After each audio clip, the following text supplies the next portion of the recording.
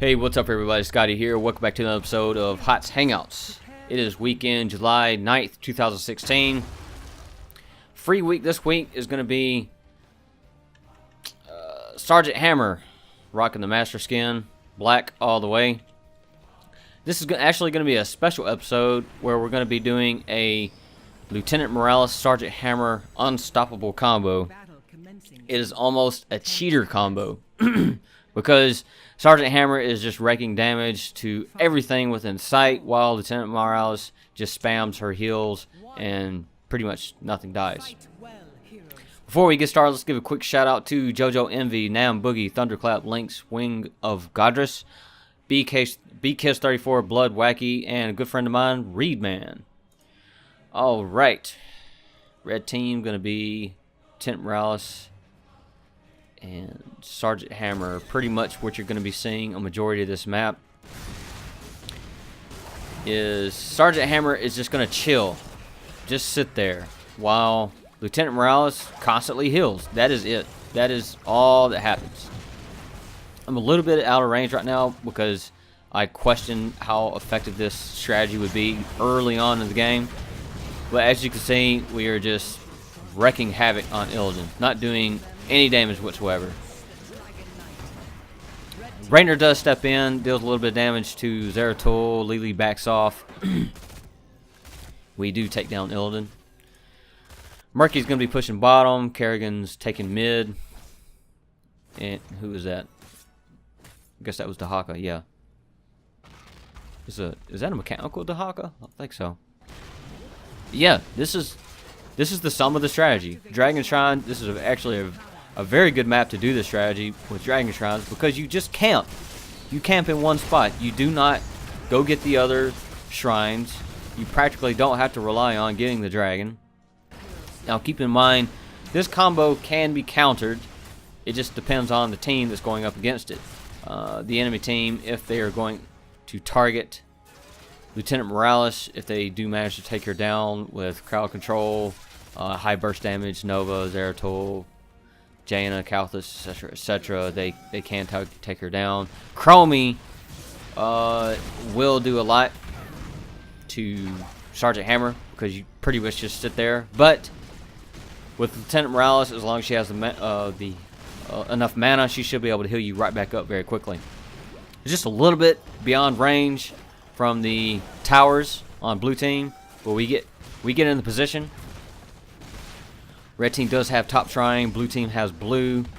They are just kind of trying to push, doing the exact same we're doing, doing the exact same thing red team's going to do, but this first tower is going to go down so fast that red team is trying to make a decision. Rainer does go down. Before we carry on, let's go with the stats. I went with ambush, but with this strategy I do not recommend it because you don't have to go in stealth. It's not really reliable. I'm beginning to think that the increased range damage would be better for Talent 1. Maelstrom Shells increase the basic attack range because all you're doing is relying on range and damage. That's it. That's all you do. Lieutenant Morales goes back, recalls, gets some more mana. Without Lieutenant Morales, do not engage unless you know how to escape very quickly. But pretty much what goes on, you just sit here and shoot. That's it. It's very simple. I'm not trying to say anything negative against this team, but I do question whether or not they have enough DPS to do anything. If Murky did reach level 10, he could octograb Lieutenant Morales while the others DPS her down or myself. That would be a good strategy. Pretty much you need lots of crowd control to counter this. But we are just wreaking havoc. No dragon has been taken because we are defending this very hard. If enemies do get too close, use your concussion blast, plant your spider mines to slow the enemies, and there they go. They will chase after, okay, just the nearest target if you manage to run past the wall.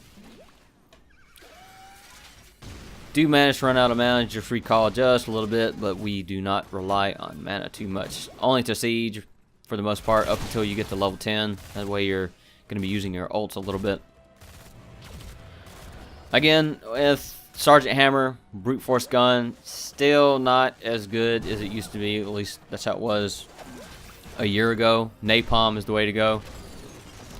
Blue team is going to attempt to get the shrine, but there's so much damage taken within this large radius of Hammer's sight that they can't really do anything. So this entire match has been 2 versus 2. Not much going on. I will admit this build is very boring, but it's easy. It's stress-free. Just pushing this lane. Red team does manage to get both teams. Let's look at the stats real quick. Before reaching level 9, where are we at? We have already, Sergeant Hammer has already done 21,000 hero damage, 33 siege. Not on lead for experience. Kerrigan, well, just kind of gained experience right there. Talents.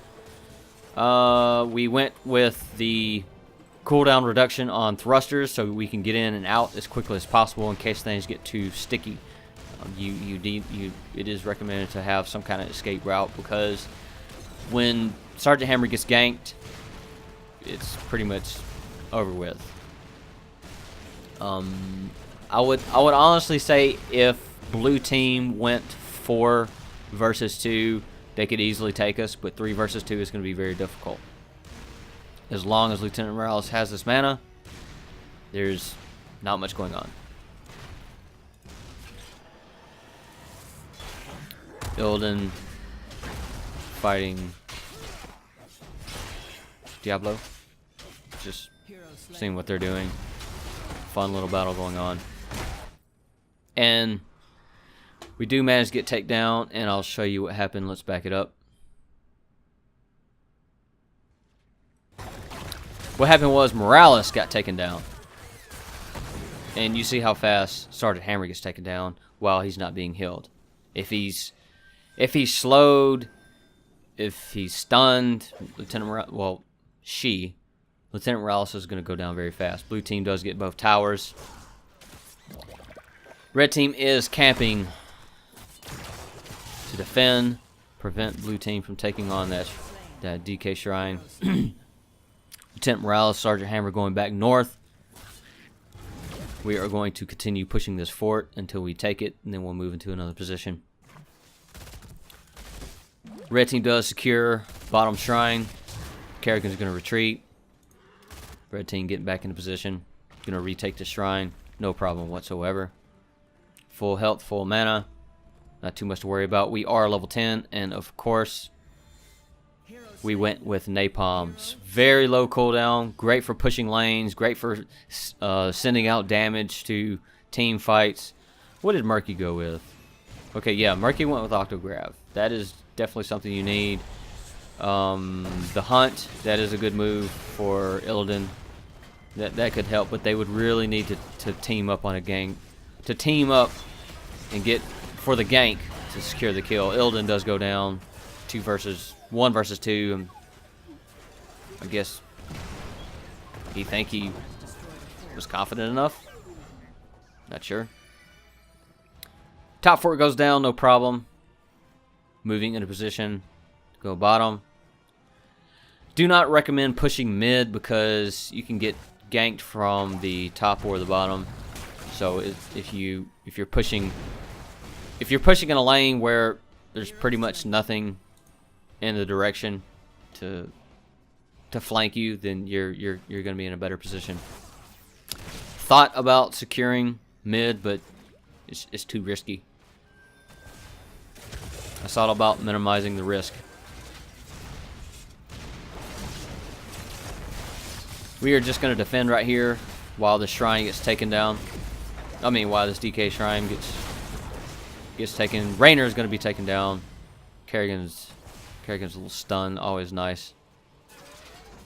Lieutenant Morales just trying to get vision in the bushes in case there's a gank coming.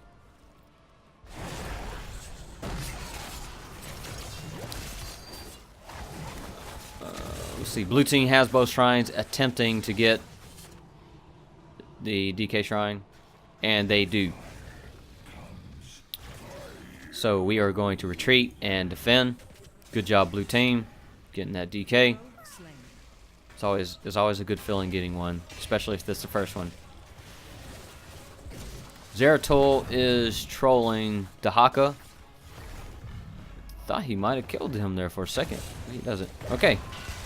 And what we're pretty much going to do, you can siege up, with going against the DK, but it almost never works. He almost always targets you. But you can come back, siege up again, because that kick does have, what, 10 second? I believe it's 10-second cooldown, something like that. We're going to use our boosters to, I think this is where, no, I do not get taken down here, believe it or not. Concussion Blast does save me. Rainer gets taken down. Illidan is going to be going down. Confident, trying to get some revenge. Really, I really thought I was going to die there, but Concussion Blast. Concussion Blast and the Spider Mines can save you. You just have to time it. I think if Illidan had used his dash and then his leap where he jumps in front of you, he may have killed me, but it would have also secured his own death because the towers were so close right there. Plus, he got flanked from behind. All right, to level 13. Let's take a look at talents. We are going to go with Giant Killer, 1.5% hero damage with basic attacks. You want to do as much hero damage as possible to kill him. Now going to be pushing bot. Keep in mind, blue has already taken one DK shrine, and they have eliminated one of red team's forts. Red team is working on their second fort. Well, their second tower is going on to the next fort. See, Murky did the octo grab, but there wasn't enough DPS. Lieutenant Morales does retreat. Rainer thought he could secure the kill, but he did get flanked. Very low health. Keep in mind, unless you know you're gonna kill somebody, secure it, but don't risk it. It's perfectly okay to zone them out as long as they're retreating, using their sippy cup, or having to hearth. They are spending less time on the battlefield, doing less damage, doing less objectives. Take a quick look at the stats. We are level 15 and 76,000 damage, almost 77 now. Siege and 40,000 hero. Murky's going to be going down. Yep, Murky goes down. Second fort is down. Not really caring about shrines too much, but we do retreat just a little bit to secure it. Murky's using his octo grab. Wrong person to be using it on. Use your CC on the healer. Of course, who is that? Lily and Rainer. I don't think they would have enough DPS.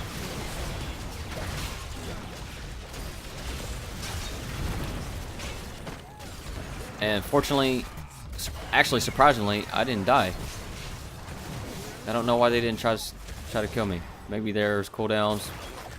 Probably one basic attack would have killed me there. Blue team does push red team back. Good job, blue team. Very good push. Diablo is securing the top shrine. What was that? The sun? Sun, the moon? Yep. Murky's going to get moon. Zeratul. I guess Lily doesn't know what stealth looks like.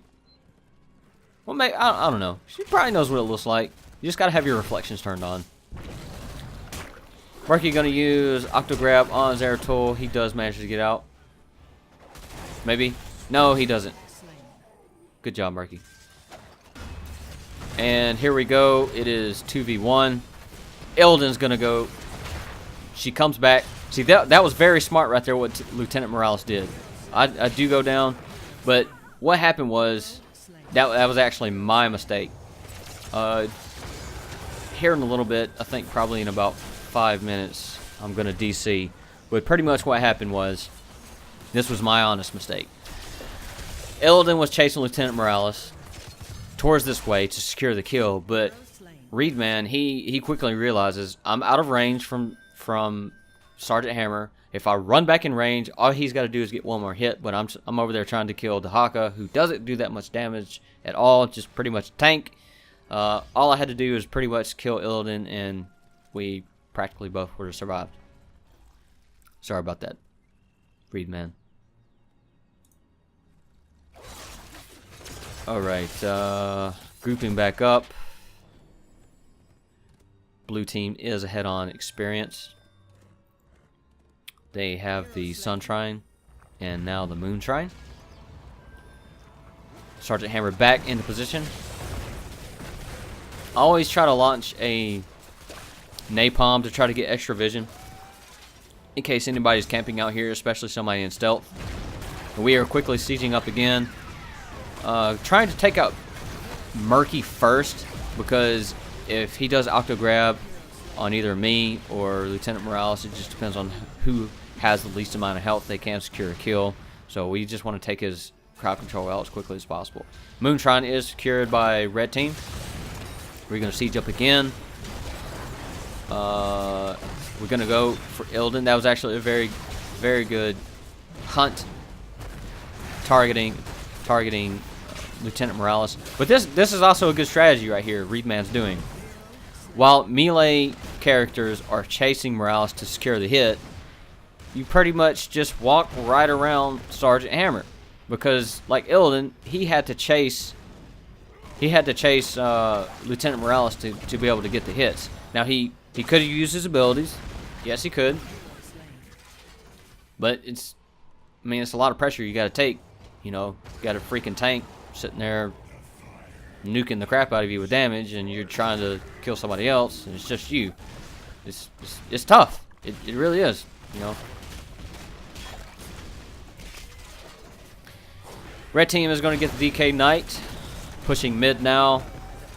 I am honestly, this is at the point where I disconnected, so I am not playing right now. I have never seen this whatsoever. I don't know what's going on. My brain, all of a sudden I was playing and the game froze, so this is new to me. We're both watching this for the first time. Well, AI, Sergeant Hammer, you did manage to take down a fort. Can you secure a kill? Siege up. Come on, you can siege up. Lily does go down. Oh, let's take a quick look at the stats. Level 16, we do graduating range. Every 3 seconds, your range increases up to 100%. Well, every 3 seconds, your range increases 20%. Since this is AI, it did not choose the talent yet. And by the time I came in, the game had already ended. But, what is it? Nexus Fury, or whatever, the increase attack speed, increase range, that is the level 20 skill you want to go for. AI, Sergeant Hammer, is attacking this well. All you got, there you go. Go for the core. Everybody go for the core. And that's pretty much going to be a GG. Let's take a quick look at the stats. Well, yeah, that's pretty much GG. We'll just end it there. Okay, let's take a quick look at the stats. 124,000 siege damage, 78,000 hero damage, 2 deaths, 8 kills, 8.5 assist. Zeratil did secure 6.5, very nice. Raynor got 6, nice. Dahaka got 6, awesome. Murky got 10 assists. That's awesome. 72,000 siege damage with Murky. 13,000 experience. Actually, Diablo got the most experience. That's pretty surprising.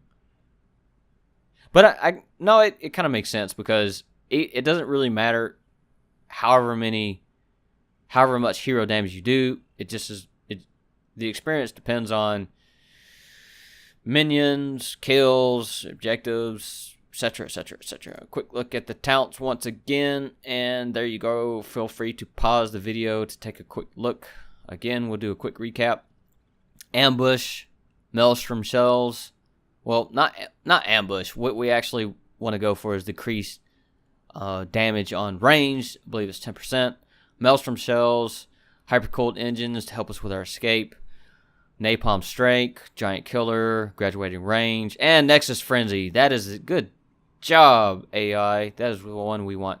Increased attack speed by 20% and range. Alright, in case you're curious to know what Lieutenant Morales' build was, is Trauma Trigger, Bioshield, Clear. I think at level 7 you have to choose a grenade, so it doesn't really matter. Well, I mean, I guess it does matter because you increase the radius by 30% of the grenade and it knocks back further, so that's pretty good for helping you escape in a sticky moment. Stem Drone, heroes gain 75% attack speed and movement speed. This syncs very well with Sergeant Hammer. Me and Reed did talk about going, what was it? Dropship, but the Stem Drone just combined with Sergeant Hammer's basic attacks is highly reliable. It just synchronizes so well. Intensive Care, level 13. Inoculation, level 16. And level 20 in Transfusion. And that's going to be it for this episode. Lieutenant Morales, Sergeant Hammer combo. Give it a try. It's fun to play with. It's boring, but it's fun. It's fun to just sit there and see everything get demolished. Thank you for watching this episode. We'll see you next time.